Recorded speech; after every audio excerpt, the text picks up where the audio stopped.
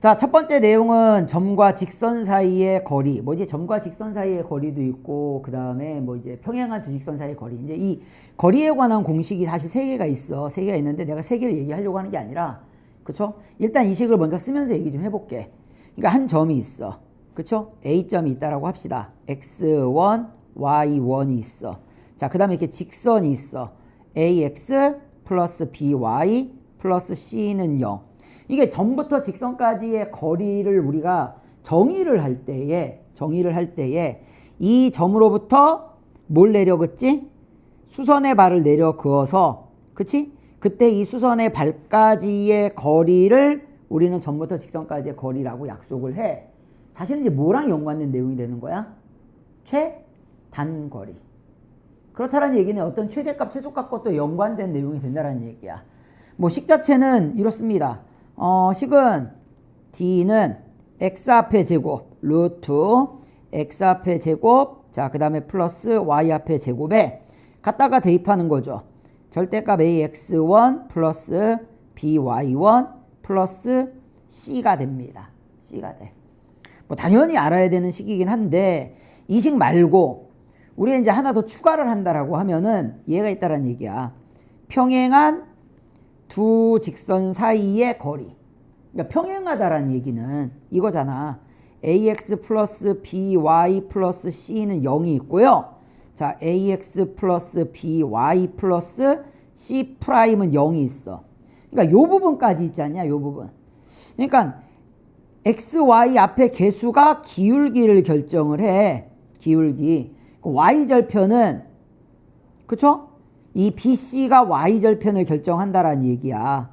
그러면은 지금 두 녀석은 기울기가 같고 Y절편이 다른 거니까 둘이 뭐한 관계가 되는 거야? 평행한 관계가 돼. 평행한 관계가.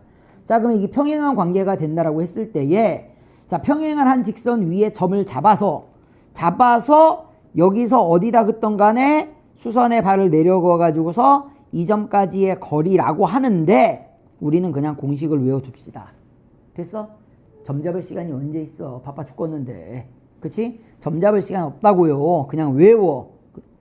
자, 따라서 루트 똑같아. 여기까지는 x 앞에 제곱 더하기 y 앞에 제곱 분의 절대값 c 마이너스 c 프라임이 됩니다. 됐지? 자, 그러면서 이제 나오는 내용이 이제 이런 내용이 나오는 거야. 우리가 지금 여기서 이제 보고자 하는 내용들은 사실은 얘잖아. 최단거리에 관계된 내용이 등장을 하고요. 그치? 평행과 수직에 관계된 내용이 나오고 있어. 평행과 수직.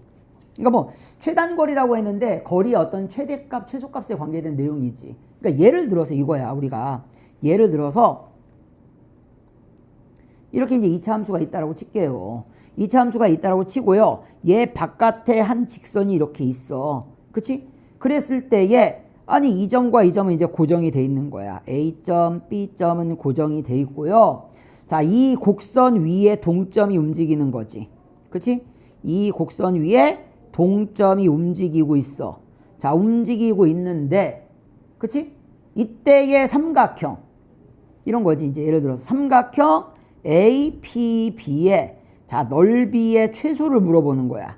넓이의 최소. 반대로 물어볼 때는 이제 최대를 물어볼 때가 있겠지. 반대로 물어볼 때는 최대가 되고요. 이쪽에서 이제 바깥에서 물어볼 때는 최소가 되는 거야. 그러면 나는 얘와 기울기가 뭐한? 기울기가 평행한. 그치? 기울기가 평행한 직선을 긋게 된다는 얘기야. 그때 만나는 요 점이 있죠. 그치? 이때가 높이가 가장 뭐해지는 경우야. 높이가 가장 최소가 되죠. 그러니까 높이가 최소가 되는 거니까 따라서 얘의 뭐도 최소가 되는 거겠어. 넓이도 최소가 되더라라는 얘기야. 왜냐면 A, B는 지금 고정이잖아. 그쵸? 여기 A, B는 일정하다란 말이야. 얘는. 근데 이제 누구만 바뀌는 거야? 높이만 바뀌는 거야. 아니 P점이 만약에 여기 와 있어. 여기 와 있으면 삼각형이 이렇게 그려지면 높이가 더 높아지잖아. 넓이가 더 커진다는 얘기야. 됐어요? 그러니까 이것과 연관된 내용들이 엄청 많이 나온다는 얘기야. 그래서 이제 얘를 알아둘 수 있도록 하시고요. 첫 번째. 그래서 이제 평행이 쓰이는 경우를 먼저 예를 들어줬어. 오케이? 그 다음에 이제 우리가 수직으로 좀 봐야 될 내용이 이제 뭐가 있느냐.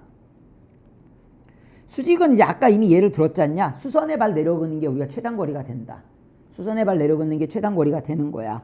그런데 요거 말고 우리가 이제 알아야 될 건 이거야. 수직하면 떠올려야 되는 것은 기울기 곱이 얼마다? 마이너스 1이다라는 얘기야. 기울기 곱이 마이너스 1이라는 얘기야.